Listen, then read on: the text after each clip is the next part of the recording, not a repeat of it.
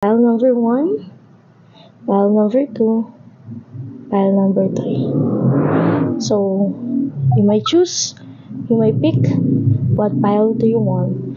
Again, our reading it's about what and who you will be in the next 2 years. Woo! So, choose your file and we'll see you in your reading.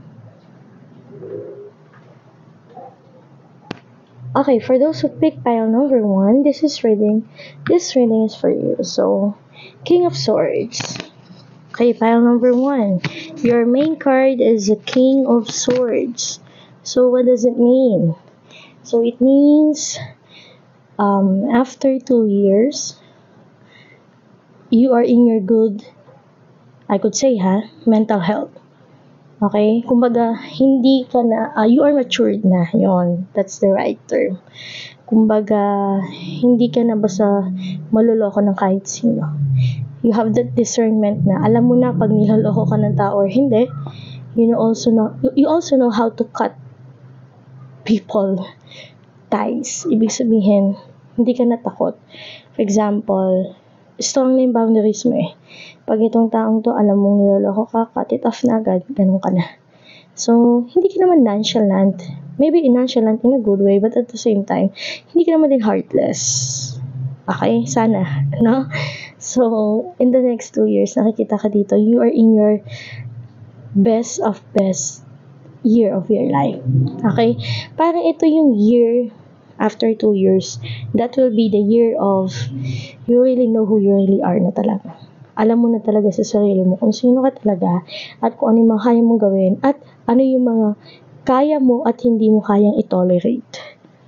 Okay? So, you are in your best year talaga in that year. So, what's other messages? The lovers. Ayun. Yun nga. So, nakikita ko dito. Makikita mo dito sa card mo is you have that discernment. Hindi ka natakot ngayon i-let go yung isang relasyon kung alam mong toxic talaga. So, meaning, lovers to, it means, maaring in that next 2 years ay mahanap mo na yung dawan mo. Or, hindi, para ba sasabihin yun? Hindi na mo mahanap. Parang, maaring dumating na siya sa buhay mo on that next 2 years.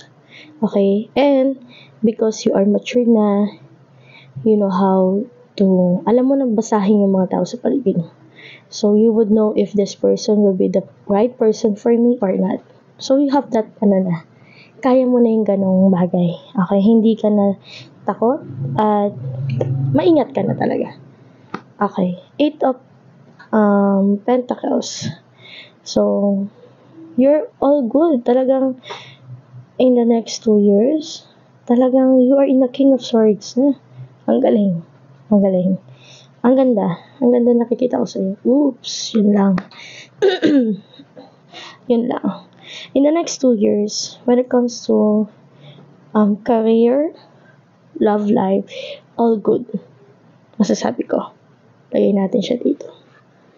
Yan. Tsaka to. All good ka. But the problem is, there is 7 of Swords. Okay? Merong parang deceitful or betrayal, panloloko. Natutuwa yung taong to. Ang para bang akala niya nakuha na niya lahat. And he forgot that may naiwan pang dalawa. At nakalimutan din niya na kahit kunin mo sa kanya yan, you know how to build by your own. Kasi nga, you started by your own. You started from the scratch. So, hindi ka takot mag-umpisa ulit. Unlike this person. Okay? Kumbaga, nagnanakaw lang siya ng ideas sa iba.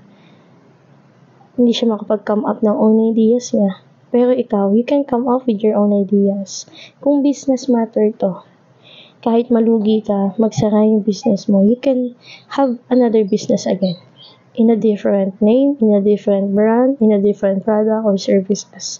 You can start again, all over again. Okay? Kasi kaya mo naman talaga. So, siguro parang kaakibat na yun din yun na kapag all good, meron talaga mga taong, diba sinasabi nga nila, the evil eye, diba? So, we just need to be careful lang siguro sa mga pakikisamahan mo daw at saka pagkakatiwalaan mo. You need to be careful with that. And I can see naman, magaling ka naman doon. Magagawa mo yun na maayos kasi you are in the King of Swords. Okay? Huwag ka lang masyadong heartless in a way na makakagawa ka ng bad. Okay? Two of Swords. Okay. Puro swords sa'yo, ha? So, maaaring isa kang Libra, Gemini, or Aquarius. Kasi yun yung mga air sign. Ang sword kasi air sign. Matatalino din ang mga air sign. So, maaaring isa kang air sign. So, sa tingin ko meron kang baka may pagpipilian kang dalawang bagay. It's either career or love life in the next 2 years. Wow. Pero you would see, you would also think na pwede po bang dalawa? Pwede bang parehas ko yung makuha in the next 2 years? Possible. Kung hindi mo hayaan na mangyari to sa'yo. Na maloko ka or kasi ito pandaraya so you just need to be careful kasi maaaring makuha mo tong dalawa. Possible naman na okay yung love life mo, okay din yung financial mo, kung hindi mo hahayaan masira itong mga to nang dahil lang sa taong to. So you need to be careful lang. Kasi kapag hindi ka naging careful in the next 2 years, you need to choose between these two. So, yun, pile number 1. Kapag hindi mo nalampasan ito, or nagpadala ka dito, then, dito papasok si Two of Swords, which you need to choose which one you need to sacrifice and which one you need to keep. Okay? And again, possible naman na makuha mo yung dalawang yan kung i-emulate mo yung energy ni King of Swords as your main card. Kung yan ang energy mo in the next 2 years. Okay? Kung sa next 2 years ay ang energy mo ay isang King of Swords, then both of these blessings pwede mo makuha. Okay? But again, di ba hindi naman yung binibigay ni God sa atin ng biglaan. Piniprepare niya tayo lagi.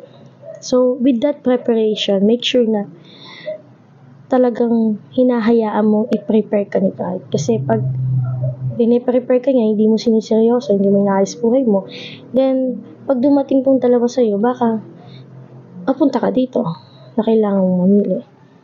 Pero kung hahayaan mo na i-prepare ka ng Diyos para makuha mo yung dalawa, then, let it be, diba? So, ayusin lang natin yung mga decisions natin. 9 of Pentacles, but it's in reverse. Okay? And as you can see, this one is 8 of Pentacles. All good. Kaso this one is in reverse. So, ito na siguro sasabi ko, pile number 1, huwag mong hahayaan na maapektuhan ka nitong 7 of Swords mo. Okay? Kasi baka mamaya, sabay mo makuha yan in the next 2 years. Kaso, nagka-problema ka sa financial, sa business mo, masira yung relasyon mo with your partner, and then, ayun, nagkagulo-gulo na lahat. So, yun lang, careful ka lang dun. Na? Careful ka sa pagdidesisyon mo. Okay, mag-careful ka talaga. Bakit? Kasi itong possible mong mangyari sa'yo. Pag hindi mo inayos yung pagdidesisyon mo sa buhay mo. You will be in this position. The 8 of Swords. Okay? So, feeling mo parang kang abandoned, in prison. So, pile number 1, ang ganda ng nakikita ko sa'yo in the next 2 years. But again, it's up to you. How would you handle and how would you keep these things to yourself? Okay? Kailangan maging careful ka lang. Kasi merong manloloko, mandaraya, may mananakit ng guguluhin yung utak mo. In short. So, huwag ka magpapadala dito sa taong to. Okay? Sabihin nga, ay, alam mo yung part mo, niloloko ka niya, ganyan, ganon. Ay, alam mo yung sa business mo, dapat ganito ginawa mo. Pero, nire-redirect ka niya in a wrong way. So, better to be careful with that. So, again, ang masasabi ko lang para number 1, you need to emulate yung power ng isang King of Swords. Kasi yun ang kailangan mo sa life mo in the next 2 years. Okay? So, let's find out more. Oo, ayan, 5 of Swords, but in reverse naman to. So,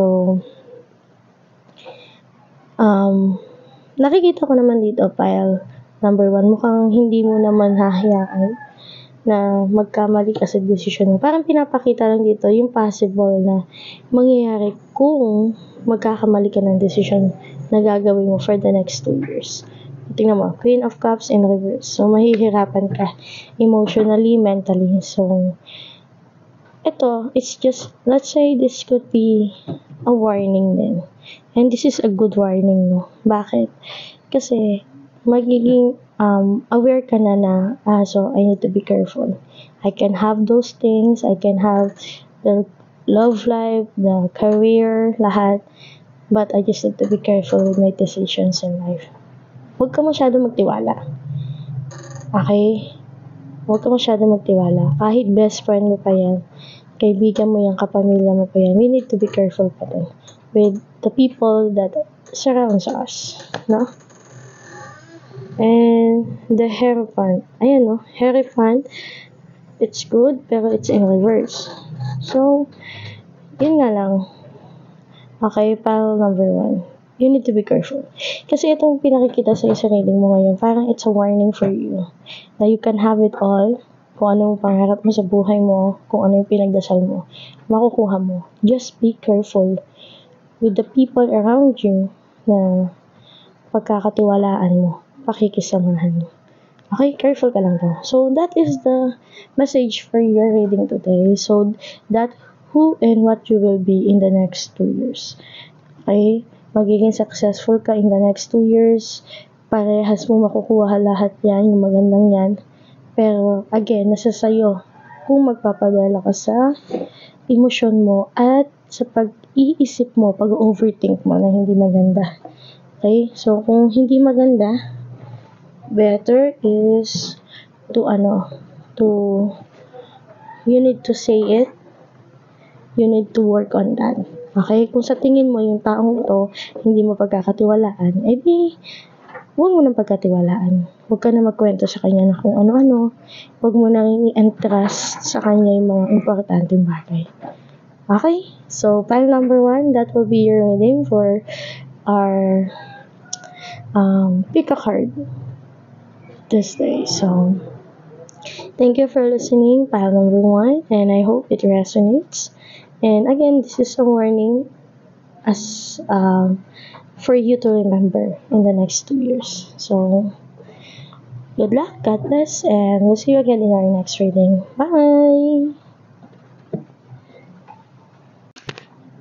Hello, pile number 2. Thank you for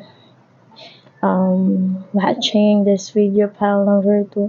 So, our reading for today, it's about what or who you will be in the next 2 years. So, sino ka at anong mangyayari sa'yo in the next 2 years. So, pile number 2, you are the Ace of Pentacles in the next 2 years. Ace of Pentacles. So, mukhang may mabubukas na portal sa'yo in a good way. Okay? Mukhang merong mag-aabot sa iyo ng isang opportunity, a life-changing event in your life in the next 2 years. So, kung medyo problemato ka ngayon, in the next 2 years, mahanap, mabibigay. Actually, mabibigay sa'yo yun in a unexpected way. Hindi mo ina-expect na darating yung opportunity sa buhay mo. No, unexpected way siya. So, ano ba yun? Pile number 2. Let's find out kung ano yun. Baka nagsasabi ka, bakit next 2 years pa? Ba't di ngayon? Again, there's a right moment for everything. Queen of Cups, but it's in reverse. Kaya pala hindi pa binibigay sa'yo kasi you're not in your good state of, emotions. So, you need to be, we have 5 of Wands. Magulo ang puso mo ngayon. Ang gulo, ang dami nag-aaway. May kaaway ka ba? Nakikipag-away ka ba? Pile number 2. So, mukhang 5. May kaaway ka bang 5 tao? Or, nakikisali ka lang sa gulo. So, you are not in your good state of emotions. Pile number 2. Kaya hindi pa dumarating opportunity sa'yo. Kasi parang mas naka-focus ka ngayon sa gulo, or shall I say, parang you're in your battle. Whether you need to continue this or not. Yung passion mo kasi to eh. So, you have problem with that. And you need to fix that first. Bago dumating tong Ace of Pentacles sa'yo. Okay, Knight of Pentacles. Meron opportunity, matagal nga lang. Kasi ang Knight of Pentacles, pile number 2, there's an opportunity, maganda to, it's a good sign, but matagal nga lang. Kaya siguro yung reading natin in the next 2 years. So, in the next 2 years, doon mo makukuha to. So, siguro pile number 2, we need to work something within ourselves first. You need to learn how to love yourself and other people around you. You need to work on something within yourself. Ito yung nakikita ko dito. Kaya medyo matagal. Pero meron. Okay, meron. Ayun parehas silang ihahandin sa'yo. Ace of Wands in reverse. Parang yung passion mo, meron kang problem sa passion mo. Nawawalan ka na ba ng gana sa buhay mo? Kasi sobrang tagal na, pero wala pa din. So, you need to work on that. Okay? If you really believe na may mangyayari sa'yo maganda, na will sa'yo na God, then you need to have faith with that. Hindi yung magda-doubt ka. Dapat hindi ka magda-doubt. Okay, 3 of Pentacles. Ayan. Kasi feeling mo parang bantay sarado yung mga galaw mo. Okay. But you are working really good. Pile number 2. So, there's no problem with that. Okay? If feeling mo parang hindi ka nila bet, hindi nila gusto yung work mo, no, it's good. Okay? Don't mind those people. The Hermit. Okay? You need to do this. The Hermit mode. Kailangan mong kalmahin yung sarili mo, kalmahin yung puso mo. If the best or if the better solution for you in this life is itong nangyayari sa buhay mo, no? Kasi kanya-kanya kayong buhay. Pile number 2, I don't know really talaga kung bawat isa sa inyo nakikinig ay kung ano. Pero kung may pinagdadaan ka man ngayon, the best thing to do is mag-relax ka, kalmahin mo yung sarili mo. Kumbaga, mag-isolate ka, not in a way in isolation na magmumukmuk ka, but learn to love yourself in a solitude way. Solitude, hindi isolation, ha? So, I think this is the better time for you to have a good relationship with God. Okay? So, 4 of Pentacles. So, okay ka naman, naging okay ka. It's just a matter of nasa sayo yung problema, pile number 2. Nasa sayo. Alam mo yung fire within you, nawawala or nawala. Kaya, kailangan mong sindihin ulit yon, paliyabin ulit, in a good way. Knight of Swords. Ayan may good thing na paparating sa'yo, and you are chasing it. It will be yours. Okay? It will be yours in the next 2 years. Yun ang kailangan mo ngayon, yung temperance. Siguro magagalitin ka, mabilis kang magalit, pikon ka, or whatever. You need to control your emotions. Okay? May magandang opportunity darating sa in the next 2 years, but you need to work on your attitude, your emotions. Okay, the word in reverse, so you're not in a good state talaga. Magulo utak mo, magulo emotion mo. Kumbaga, feeling ko kasi parang wala naman nangyayaring pagbabago eh. Nagagalit ka na sa mundo, which is hindi dapat. So, the hangman, ayan. Kailangan mo talagang i-contemplate yung mga nangyayari sa buhay mo ngayon. Pile number 2. You were in your position now na nagda-doubt ka sa lahat ng nangyayari sa buhay mo. Nawawalan ka ng hope. You need to bring that hope sa buhay mo. Umasa ka dahil may aasahan ka naman talaga. So that is a simple message for you, pile number 2, what will happen or who you will be in the next 2 years. So I hope it resonates, and if it resonates, pile number 2, thank you for watching and thank you for spreading it to other people. Thank you, and I'll see you again in our next reading. Bye! Okay, last pile number 3. Okay, pile number 3. Who you will be and what you will be in the next 2 years. So, let's find out. 4 ba to? 6 of Swords. So, in the next 2 years, kasi naka-in reverse to, meaning, in the next 2 years, you will not be in this position anymore. Okay? You finally moved on. Wow! Pile number 2. Mukhang may pinagdadaanan ka ngayon taon. And in the next 2 years, makaka-move on ka na talaga doon. It could be nawalan ka ng mahal sa buhay, or ano man nawala sa'yo, or ikinasama ng loob mo, na ikinastress mo, ay mawawala na siya. In the next 2 years, you will be finally moving forward. Okay? So, in the next 2 years, you were in this state anymore. Okay, magiging maganda na yung mental health mo. Okay, ang daming pinabunot sa akin. Okay, Page of Wands, but it's in reverse, and the Justice. Okay, kung wala mong pagbabagong nagaganap sa buhay mo ngayon, pile number 2, sa umpisa, it's okay. Kasi you are starting pa lang no? Pile number 3.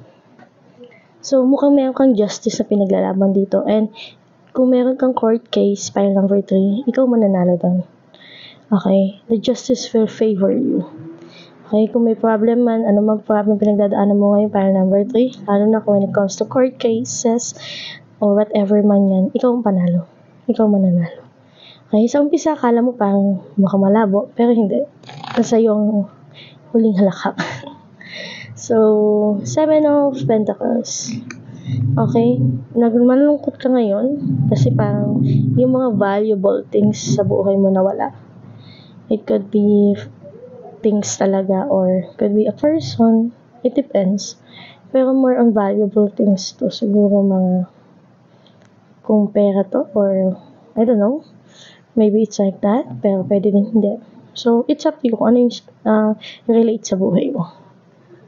Okay. 7 of Cups, but it's in reverse. So, tapos ito 7 of Pentacles upright. So, kung yun dati, ang dami mong pinagpipilian, hindi mo na alam kung anong pipiliin sa sobrang dami na nangyayari sa buhay mo. Ngayon, parang feeling mo wala ka na mapili kasi lahat nawala sa'yo. Pero hindi lahat. Why? Because justice is still in an upright position, meaning, ikaw pa din ang nagwagi. Kung niloko ka ng partner mo, iniwan ka niya, pinagpalit ka niya sa iba, okay, at financially nag-struggle ka ngayon, ikaw pa rin ang panalo. In the next 2 years, you are the winner. You will gain that victory again. Okay? Temperance in reverse. So, I know you're not in a good state nga ngayon. You're not really in a good state, but it doesn't mean you will be forever in that state. So, in the next 2 years, you will be in a better place na. Okay? And in a better mental health. Okay. So, let's have another one. In the next 2 years, anong magaganap kay pile number 3? 7, I know, the Chariot. So, in the next 2 years, this is in reverse kasi ang Chariot parang success, victory din, and then parang may paggalaw, may movement. Siguro in the next 2 years, you are more on enjoying the solitude that you have in your life. Ini-enjoy mo muna yung mga bagay na meron kang mahalaga sa buhay mo ngayon na natira sa'yo. Okay? Kasi di ba may natira pa naman sa'yo, hindi naman lahat nawala sa'yo. So, kung may anak ka, yun, mag-spend ka ng time sa kanya. Kasi kasama mo din yung anak mo eh. Or ano mang valuable na meron yun sa buhay mo, na kasama mo ngayon. So, medyo nahihirapan ka mag-move forward kasi ang pinapakitang energy dito, ito yung energy mo ngayon. And this will be your energy in the next 2 years. So, hirap ka mag-move forward ngayon sa ngayon, pero eventually, you will moving forward. Okay, 2 of Wands. Okay. Ito nga yung energy mo ngayon. Yun na nababasa ko ngayon pile number 3. Puro energy mo ngayon. Energy check-up kasi, no? So, you're not in a good state. But remember that justice is in your favor. So, in the next 2 years, you will be the winner. You will win this battle. 7 of Swords in reverse. I know, it's upright. So, okay. Parang pinapakita dito sa pile mo number 3 kung ano yung nangyari sa iyo, kung bakit ka nasa ganyang posisyon ngayon. Okay. I don't want to get into details na kasi as I can see, your message is something deeper at hindi maganda yung nangyari talaga sa iyo. That's why I don't want to bring it up again pa sa iyo kasi mukhang hindi talaga siya maganda. Okay, ayoko nang ibalik sa iyo yung sakit na naranasan mo. But we'll just focus na lang dito sa main card mo na after 2 years or in the next 2 years, you will be in a good state.